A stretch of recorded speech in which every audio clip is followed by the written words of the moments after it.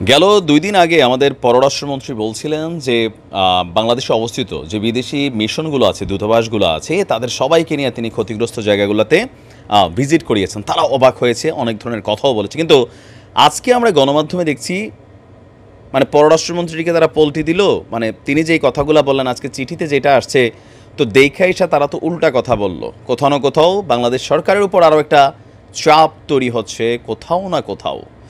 বাংলাদেশকে America, Canada, France সহ প্রভাবশালী 14 দূতাবাসের একটা বিশেষ চিঠি প্রদান করা হয়েছে।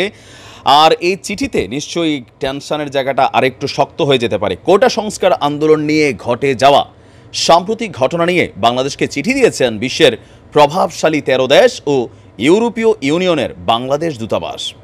চিঠিতে আন্দোলনকে ঘিরে প্রাণহানি এবং ধ্বংসযজ্ঞের ঘটনায় গভীর উদ্বেগ জানানো হয়েছে। পররাষ্ট্রমন্ত্রী ডক্টর হাসান মাহমুদের কাছে এই চিঠিটা পাঠানো হয়েছে। সেই চিঠিতে সই করেছে কারা? যুক্তরাষ্ট্র, যুক্তরাজ্য, France, Germany, Italy, Spain, Netherlands, Canada, Switzerland, Sweden, Denmark, Norway, Australia এবং ইউরোপীয় ইউনিয়ন দূতাবাস। চিঠিতে সংশ্লিষ্ট সব পক্ষকে চলমান সংকটের একটি টেকসই সমাধান খুঁজতে এবং নতুন করে যেন আর কোনো প্রাণহানির ঘটনা না ঘটে সেই ব্যাপারে উৎসাহ দিয়েছেন তারা। আমার মনে হয় যে ছাত্ররা যে চিঠিটা গতকালকে যে বক্তব্য দিয়েছে এবং আন্তর্জাতিক গণমাধ্যমে যেভাবে খবরগুলা ভাইরাল হয়েছে নানান ইস্যুতে, তো সেইখান থেকে কিন্তু পশ্চিমারা ফোকাস করছে এবং কি চিঠি পাঠিয়ে দিচ্ছে। চিঠিতে তারা সংকট সমাধানের পাশাপাশি আন্দোলন মোকাবেলা ও সংঘাতে আইনশৃঙ্খলা বাহিনীর মাত্রাতিরিক্ত বল প্রয়োগের জবাবদিহি নিশ্চিত করা, আটক ব্যক্তিদের যথাযথ প্রক্রিয়ায় বিচার এবং যত দ্রুত সম্ভব সারা দেশে পুরোদমে ইন্টারনেট চালুর অনুরোধ জানিয়েছেন। কারণ ইন্টারনেটও আজকের দিনে একটা মানবাধিকারের অংশবিশেষ হয়ে গেছে। বিশেষ করে এই যে প্রবাসীরা, কোটি কোটি মানুষ দেশের বাহিরে, দেশ সম্পর্কে উদ্বিগ্ন, পরিবার সম্পর্কে উদ্বিগ্ন, ফ্যামিলির সাথে ডিসকানেক্টেড। তো এগুলোতে স্বাভাবিকভাবে বিশ্ব এখন কনসার্ন করছে, কারণ ডিসকানেক্টেড।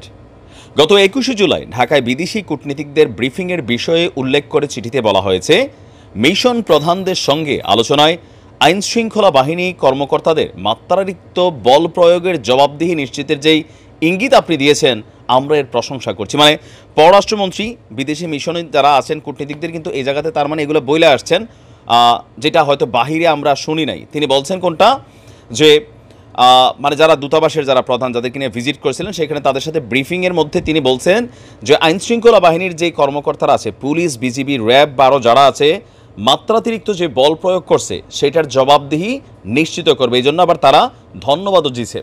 চিঠিতে আরও বলা হয়েছে, গত কয়েকদিনে আটক ব্যক্তিদের যথাযথ প্রক্রিয়ায় বিচার নিশ্চিত করা জরুরি।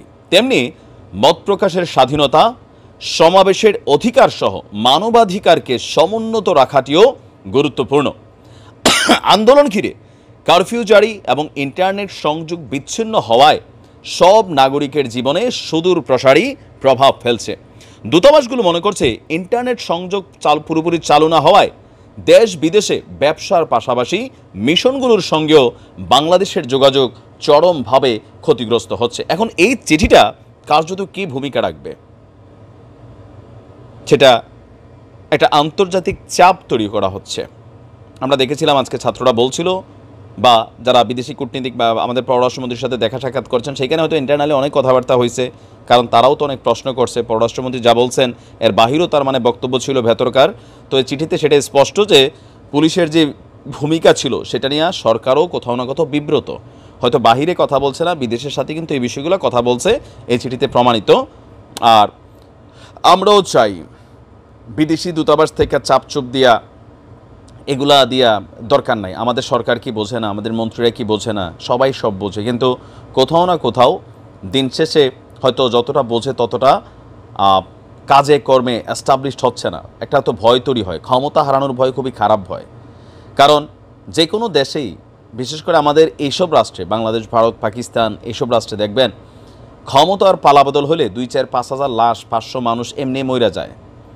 যে জায়গাগুলোতে আওয়ামী লীগ আজকে বসে আছে এগুলোতে বিএনপি আসবে, বিএনপির যেসব নেতাকর্মীরা অত্যাচারিত হয়েছে তারা প্রতিশোধ নেবে, বিএনপির নেতাকর্মীরা আবার দেশে ঢুকবে, আওয়ামী লীগের নেতাকর্মীরা আবার দেশ থেকে বের হবে, সিন্ডিকেট তৈরি হবে।